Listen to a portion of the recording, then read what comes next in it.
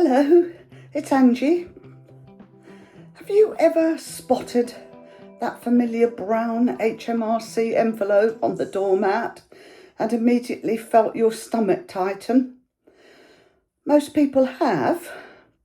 You've worked hard all your life. You paid your taxes. You saved where you could. You simply want to enjoy your retirement without unnecessary stress. Yet, many pensioners tell me that the moment they see these 4 letters, HMRC, their mind immediately starts racing. What do they want, they think? Have I done something wrong? Do I owe money? The surprising reality is that most people who end up with tax problems are not trying to avoid tax. They're not trying to hide anything. In fact, many are trying to do exactly the opposite. They are trying to be honest, helpful, cooperative, and to understand. But sometimes, out of genuine desire to be helpful, a pensioner can accidentally say something that turns a simple enquiry into a much longer, complicated process than it ever needed to be. After more than 25 years working in accounting and public finance, I have seen how small misunderstandings can create a great deal of worry. And today I want to share 7 things pensioners should be careful about saying to HMRC and why a calm, careful approach often works best. Number 1, telling HMRC your entire life story. Imagine HMRC writes asking about one pension payment.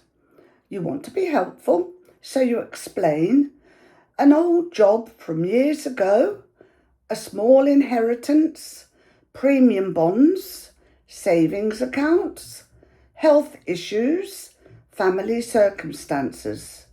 Before long, a simple one-line query has turned into a much bigger conversation. To a large organisation processing millions of records, it can become a list of additional details that may need checking, clarifying, or cross-referencing once you tell them. The natural instinct is to provide every detail you can think of. After all, you have nothing to hide. But often the best approach is the simplest one. Answer the question that has actually been asked. If HMRC needs more information, they will ask for it. Clear answers are usually better than lengthy answers. Here's number 2. I don't have any records.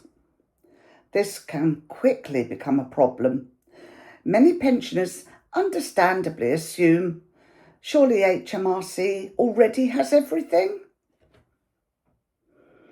And sometimes they do. Sometimes they don't. Years later, if a question arises about a pension payment, savings, interest, or a tax calculation, your records may be the only evidence available. That is why it is worth keeping P60s, pension statements, bank statements, savings information, HMRC letters, tax calculations. You don't need a complicated filing system. You do not need a room full of paperwork. But one organised folder can save a huge amount of stress. Imagine receiving a letter about something from 3 or 4 years ago. If you can immediately reach for the paperwork, your stress levels stays low. If you have no records at all, the situation immediately feels much more worrying. Number 3, I assumed it was tax-free. Now, this catches many people out. People often assume, well, state pension is tax-free. Small pensions are tax-free. Savings interest is always tax-free. Pension withdrawals are automatically tax-free. Unfortunately, tax rules are rarely that simple. The state pension is taxable income. Many people simply do not pay tax on it because their overall income is calculated. Likewise, savings interest may be tax-free for some people, but it's taxable for others. The danger is not making a mistake. The danger is making an assumption. Many unexpected tax bills begin with the words, "I thought," or "I assumed." A few minutes spent checking the rules can sometimes save months of worry later on. Number 4. Oh, I threw that letter away. Let's be honest, most people don't enjoy receiving letters from HMRC. Sometimes the envelope sits unopened on the kitchen table. Sometimes it gets pushed into a drawer. Sometimes it disappears completely. Many pensioners tell me they feel anxious even opening the envelope. They worry it contains bad news. But important information often arrives by post. A tax code change, a calculation, a request for information, a correction. Most HMRC letters are routine, but they are still worth reading. The sooner you understand what HMRC is saying, the easier it usually is to deal with. A letter that feels frightening today often turns out to be far less serious once you have actually read it. Number 5. Oh, I'll deal with it later. This is perhaps the most common mistake of all. When something feels stressful, human nature tells us to put it off. Tomorrow becomes next week. Next week becomes next month. Before long, a small issue has become a much larger one. If HMRC believes money is owed, interest may continue to build. Deadlines may pass. Letters may continue arriving. The longer something sits unresolved, the more it tends to occupy space in your mind. Many people spend months worrying about a problem that could have been clarified with a single phone call. In many cases, 10 minutes today can save hours of worry later. Number 6. My son, or my daughter, or spouse deals with all of that. Many families help each other with paperwork. There is absolutely nothing wrong with that. But it is important to remember that HMRC has strict rules about who they discuss your affairs with. Even if a family member helps you manage everything, HMRC may still need authority before discussing your details with them. Many people are caught out by this. A simple phone call can suddenly become a much longer process involving security checks, written authority, or in some circumstances, formal arrangements that allow somebody else to act on your behalf. That can be frustrating when you are simply trying to resolve a straightforward query. The key thing is to stay involved and understand the basis of your own situation, even when somebody else is helping. Number 7. Oh, just tell me what I owe and I'll pay it. Now, I understand why people say this. Tax letters can be confusing. Phone calls can be frustrating. Sometimes people simply want the problem to disappear.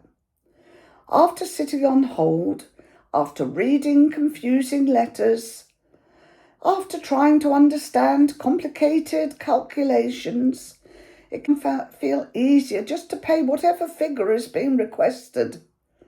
But before paying anything, make sure you understand what the calculation is actually showing. HMRC processes millions of records every year. Most are correct. Occasionally mistakes happen. That is why checking the figures matters. You worked hard for your money. There is nothing wrong with politely asking questions if something does not look right. Sometimes a simple question can reveal a misunderstanding before it becomes an expensive one. The bigger lesson is this. Most pensioners do not get into difficulty because they are dishonest. No, they get into difficulty because the system is complicated. They assume everything is working correctly. They assume somebody else has checked. They assume there is nothing to worry about. Sometimes those assumptions turn out to be wrong. That is why a few simple habits can make such a difference. So, do keep your paperwork and do read those HMRC letters when they arrive. Check your tax code. Ask questions when something looks unusual. Deal with issues sooner rather than later. You spent decades working, saving, and contributing. You deserve to enjoy your retirement with confidence rather than worry. You should not have to spend your later years feeling anxious every time a brown envelope arrives through the letterbox. The good news is that most problems can be avoided, not through complicated tax planning, not through expert knowledge, but through a few simple habits, a little organisation, and a willingness to check things when they do not look quite right. And sometimes the most valuable financial check you can make takes just 10 minutes.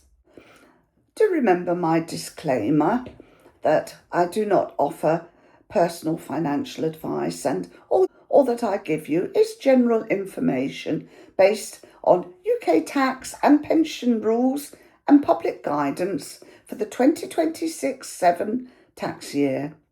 You see, individual circumstances vary and rules can change. If there's anything you don't understand that I can help point you in the right direction regarding where to find information to help you answer your query, then please do write to me in the comments below, and I'll certainly be glad to assist. That's all for now, and I'll see you again soon in the next video. Bye for now.